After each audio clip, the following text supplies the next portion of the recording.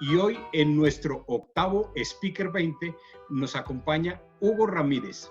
Hugo es colombiano, es un ingeniero apasionado por la innovación, con una vastísima experiencia en el desarrollo de estrategias y metodologías para innovar efectivamente en muchas empresas. De hecho, quiero contarles un poco que lo conocí en una firma de abogados hace más o menos unos 3 o 4 años. Hugo cuenta con una maestría en innovación empresarial que la cursó en la ciudad de Barcelona. Dice que su compromiso y su creatividad, así como su capacidad de diseñar y ejecutar ideas que impacten positiva a una empresa, le han permitido liderar proyectos en diferentes sectores donde se destacan, por supuesto, el legal, el petrolero, el tecnológico, la asesoría y consultoría, construcción y servicios especializados. Y quiero contarles que hace muy poco tiempo, Hugo hace parte del equipo como coordinación de equipo de BMW en Colombia. Y en este momento es un tremendo reto. Hugo en su tiempo libre lo dedica a diseñar modelos de negocio porque ha sido emprendedor como muchos de nosotros. Y posteriormente esos planes de negocios los convierte en emprendimientos. Es un deportista y un lector apasionado. Sé que se ha leído más de 12 libros en el último año, porque me lo confesó cuando estuvimos hablando. Así que Hugo, disfruta tu momento. Este es tu Speaker 20. Bueno, muchísimas gracias Farid por esa introducción tan detallada. Es un gusto para mí estar con ustedes el día de hoy y el reto que me pusieron pues no es un reto menor y me pidieron que hablara. Les voy a compartir pantalla para mostrarles algo. Segundo. Y me pidieron que hablara de un reto pues que no es menor, ¿no? Y es cómo ser un líder innovador en estos tiempos de tantos cambios y cómo poder aportar y transformar desde nuestros roles, bien seamos empleados, dueños de empresa o emprendedores, y cómo desarrollarlo. Y cuando me hicieron esta pregunta, pues me surgió otra y es cómo poder innovar durante la incertidumbre, ¿no? Y en tiempos de tantos cambios, en donde cada semana recibimos noticias diferentes y en donde es prácticamente imposible prever qué va a suceder y poder construir una estrategia. Y en ese sentido, pues la innovación tiene mucho que aportarnos, ¿no? Y el problema y lo que uno analiza es que la situación que estamos viviendo no es nueva. En los últimos años la tecnología ha cambiado profundamente el ambiente empresarial y vemos el surgimiento de dinámicas de mercado con retos diferentes en donde hay modelos de negocio extremadamente agresivos e innovadores. Yo sé que a todos nos ha pasado que un día escuchamos una aplicación o el nombre de una nueva tecnología y a los 2-3 años esta tecnología se convierte en un océano azul y domina completamente el mercado. Pero ahora vivimos una nueva realidad social económico fruto a la pandemia y surgen oportunidades únicas y hoy les quiero hablar un poco de cómo abordarlas y cómo a través de la innovación podemos capitalizar estas oportunidades. Y lo primero, y pues muy enfocado también al sector en el que me encuentro ahora, que es el sector automovilístico, yo les quiero hacer una pregunta para que la vayan colocando en el chat. Me gustaría que me colocaran qué es innovación para ustedes. En una palabra, vayan colocándolo en el chat. Ahorita más tarde abrimos un poco la discusión al respecto. Pero y en este sentido, les quisiera hacer una reflexión. ¿Creen ustedes que Google es un competidor de General Motors? Google es una empresa de tecnología, buscadores, todos lo conocen, General Motors, motores, vehículos, carros. En principio creería uno que no, porque son sectores diferentes.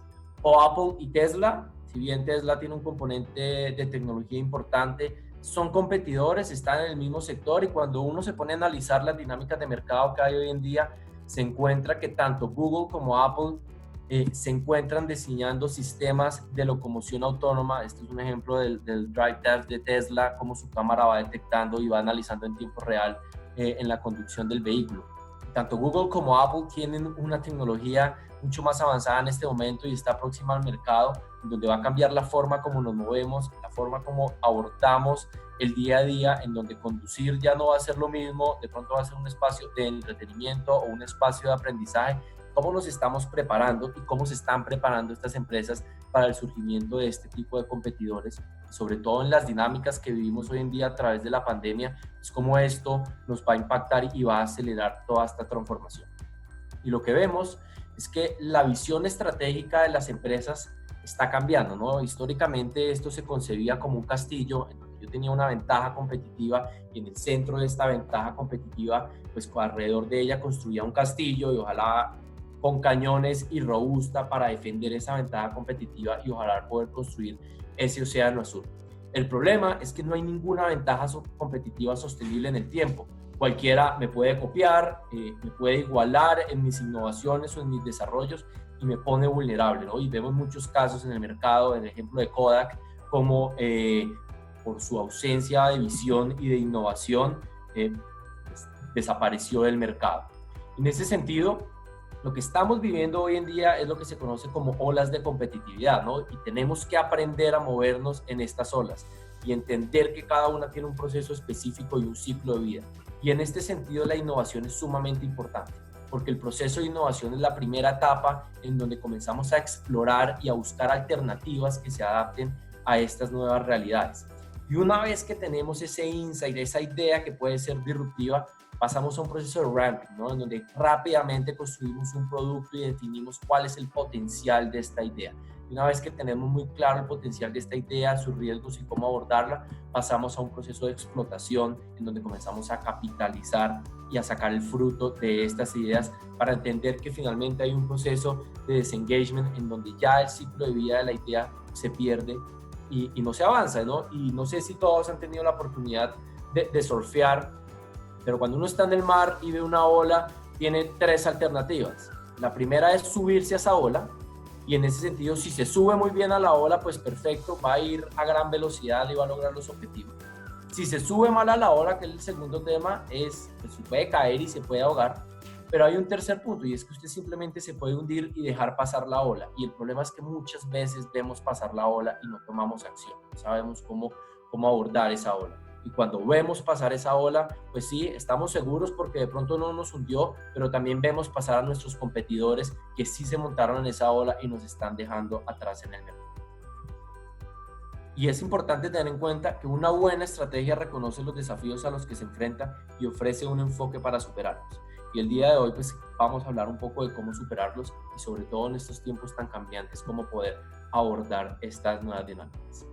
Y la innovación es una de las respuestas, ¿no? ¿Y qué es innovación? Pues es una de las grandes respuestas que todas las personas buscan. Vamos a abrir aquí un poco el chat a ver si alguno nos ha visto, nos ha escrito cuáles son sus ideas. Ahí te cuento que hay varias respuestas ahí. Pues también, Cristian, tú que estás ahí viendo el chat en primera mano. Yo te digo lo estoy viendo, dice transformar, porque la consigna que pusiste es en una palabra, Claro. Disrupción, flexibilidad. Después, ¿qué más? A ver, rediseñar, novedad, evolución, creación, movimiento. Reinventar, dicen, cambio. Reinventar, pensar. Bueno, lo que vemos es que todos tenemos una definición diferente y es muy importante entender qué es esto de innovación. Y yo les voy a contar una historia aquí muy rápidamente.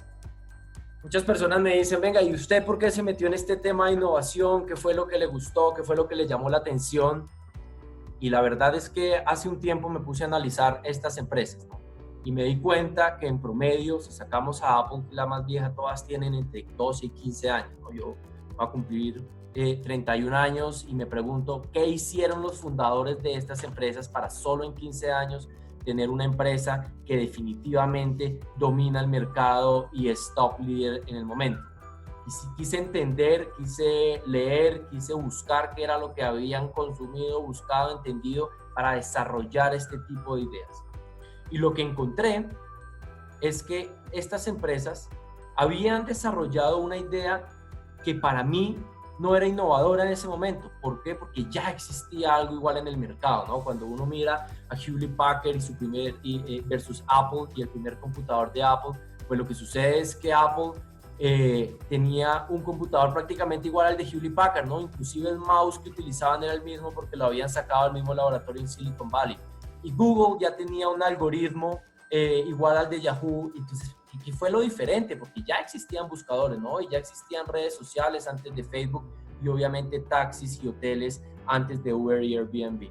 Y lo que yo encontré es que todas estas empresas desde el inicio iniciaron con un proceso de innovación sistemática que les permitió encontrar insights o oportunidades en el mercado que sus competidores no habían visto, ¿no? Y Apple encontró que había un mercado de computadores para el hogar. Cuando uno mira las entrevistas del director de IBM de la época y le preguntan, ¿va a sacar usted un computador para el hogar? Él les dice puntualmente no, porque no hay mercado en el computador del hogar. El computador es para la empresa. Nadie está dispuesto a pagar un computador para que sus hijos jueguen. Bueno, Apple lo lanzó con un juego de Paint, fue exitosísimo y todos conocemos la historia como tal. De por sí Apple hoy rompió en el mercado estadounidense, jalonando la bolsa y el S&P 500 con su producto, que es algo interesante porque una única empresa jaló toda la economía en estas épocas en donde la bolsa va a la baja.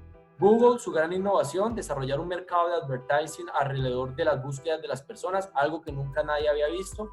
Facebook, todos creen que su gran innovación es desarrollar una plataforma privada, pero en realidad lo que llevó y catapultó a Facebook fue el desarrollo de las etiquetas dentro de la foto. Si uno se toma una selfie y etiqueta a una persona y a esa persona le llega un correo, pues los seres humanos somos bien curiosos y de una vez queremos entrar, inscribirnos y ver la foto, y eso fue lo que catapultó a Facebook. Y el caso de Uber y Airbnb es muy interesante porque ellos se propusieron repensar el negocio desde el consumidor. Y esto es uno de los temas más importantes que tenemos que entender en este momento. ¿Qué es lo que está queriendo nuestro consumidor? Obviamente existía taxis antes de Uber, pero cuando uno llama, y no sé cómo sea en otros países, pero en Colombia cuando uno llamaba a una operadora a pedir un taxi, no le estaban consiguiendo un taxi a uno, le estaban consiguiendo un cliente al taxista. Y era una visión completamente diferente a lo que tienen estas plataformas. Porque ellos no le están consiguiendo un cliente al conductor, le están consiguiendo un conductor a la persona que se quiere transformar. Por eso es que tú puedes seleccionar el carro que quieres elegir, la ruta, cuánto quieres pagar. Si no te gusta la persona, por su aspecto lo puedes cambiar. Están trabajando para ti y eso cambia completamente la dinámica del mercado y del negocio, y hacia allá es que tenemos que desarrollar nuestras ideas. Muchas personas me dicen, Hugo, pero usted siempre trae ejemplos de Estados Unidos y de Europa en donde ellos son sumamente avanzados y su tecnología nos está dejando rezagados. Aquí es el tercer mundo, la innovación aquí no aplica.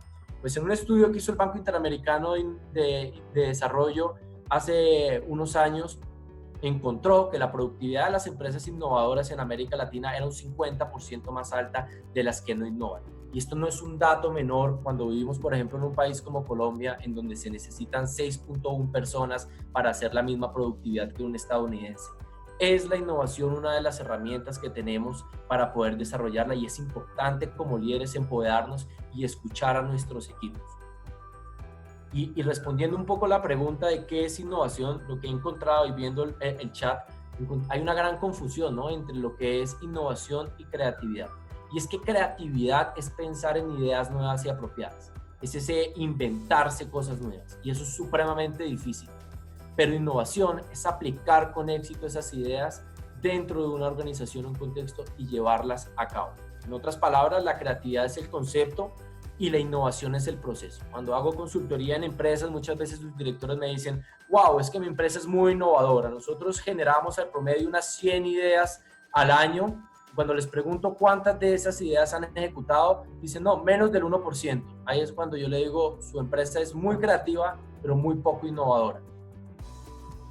En este sentido, quiero contarles un poco qué tipos de innovaciones hay para desmitificar un poco el tema, ¿no? Y básicamente hay 3 tipos de innovaciones. Hay innovación incremental, que es hacer lo que hoy hago cada día mejor, porque conozco a mi cliente y conozco mi producto y puedo mitigar el riesgo. La segunda es una innovación evolutiva, y es que cuando conozco muy bien a mi cliente le puedo llevar productos nuevos porque conozco bien al cliente y puedo mitigar el riesgo. Y viceversa, cuando conozco muy bien mi producto puedo llevar ese producto a nuevos clientes porque puedo prever ese comportamiento de mi cliente.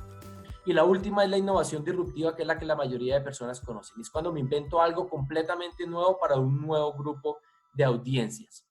Y les voy a enseñar una fórmula muy sencilla para balancear el riesgo en innovación, ¿no? Y esta fórmula le dice que el 70% de mis esfuerzos, de mis recursos, de mi tiempo, tiene que estar enfocada a ser mejor cada día en lo como soy, como tal, en tener un crecimiento y una innovación incremental.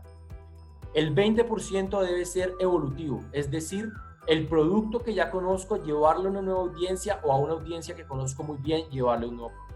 y solamente un 10% de mis esfuerzos debe ser disruptivo, ¿no? Un caricellazo, un ejemplo de esto y muy utilizado es el del iPhone, ¿no? Cuando salió el primer iPhone, era una apuesta disruptiva de la compañía, nunca habían estado en este mercado y pues estaban, digamos, experimentando. Importante tener en cuenta que innovar es arriesgar, tenemos altos grados de incertidumbre, que la innovación es de todos dentro de una organización o dentro de un proceso. Creemos que la innovación es de una única persona y le tiramos la responsabilidad, pero en todas las áreas de una compañía hay oportunidades de innovar. Lo tercero es que el dinero no garantiza los resultados. Creemos que porque haya más dinero vamos a obtener mejores resultados. Cuando Apple lanzó su primer Mac, IBM gastaba más de 100 veces en innovación y desarrollo. Al final no se trata del dinero, sino que se trata de cómo se lideran las personas y qué se puede obtener de ellos. Y finalmente es importante entender que hay que ser tolerante a los fallos, ¿no? En la innovación hay muchos fracasos y lo importante no es fracasar, sino la lección aprendida que hay detrás de eso. Y muchas veces en innovación medimos cuál ha sido tu fracaso. Cuéntame cómo has fracasado, yo te diré qué tan innovador y qué tan interesante es tu desarrollo como tal. Al final, todos hablan de innovación y lo importante no es hablar de innovación, se ha convertido en una palabra de moda, sino aprender a sistematizarla y orientarla a resultados en nuestra vida o en nuestras empresas. Para eso rápidamente les voy a enseñar cómo se hace. Básicamente son 3 etapas. En una etapa se diseña, en otra se ejecuta, en la otra se finaliza y la etapa de diseño es sumamente importante en donde vamos a definir claramente el problema, vamos a generar ideas, vamos a dar un alcance del proyecto, qué tanto voy a avanzar en mi proyecto, cuál es esa hipótesis que quiero validar para finalmente llegar a una fase de definición, cuándo, cómo y dónde y con qué recursos voy a ejecutar, desarrollar y al final evaluar si lo que planifiqué fue lo que ejecuté y finalmente resuelve el problema que he determinado. Pero cómo generar esas ideas con potencial y es la parte más complicada de este tema y sobre todo en estos momentos de incertidumbre, pues muy fácil, hay una metodología que permite establecer una meta, generar gran número de ideas, combinarlas, priorizar las más importantes y finalmente generar un plan de acción.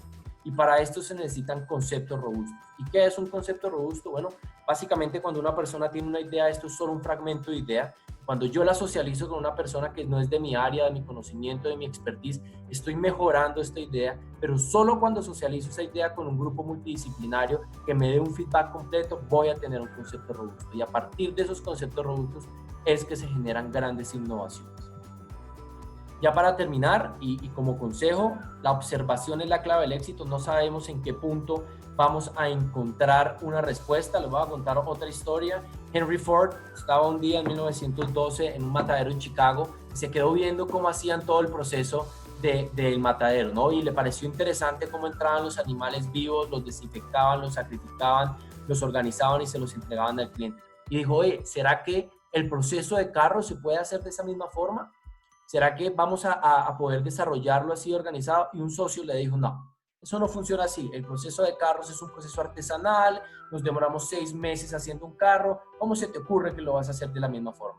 Pero Henry, que había aprendido el método de su pupilo, que era Thomas Alva Edison, él trabajó en la compañía de Edison mucho tiempo, aprendió que había que experimentar y montó su experimento y desarrolló la cadena de suministro, la cadena de producción que hoy en día se sigue utilizando en la mayoría de fábricas del mundo, de todas las industrias. Y a su vez, Ray Kroc, en una visita guiada a las fábricas de Ford, dijo, oiga, ¿será que yo puedo producir las hamburguesas de los hermanos McDonald's en una cadena en masa?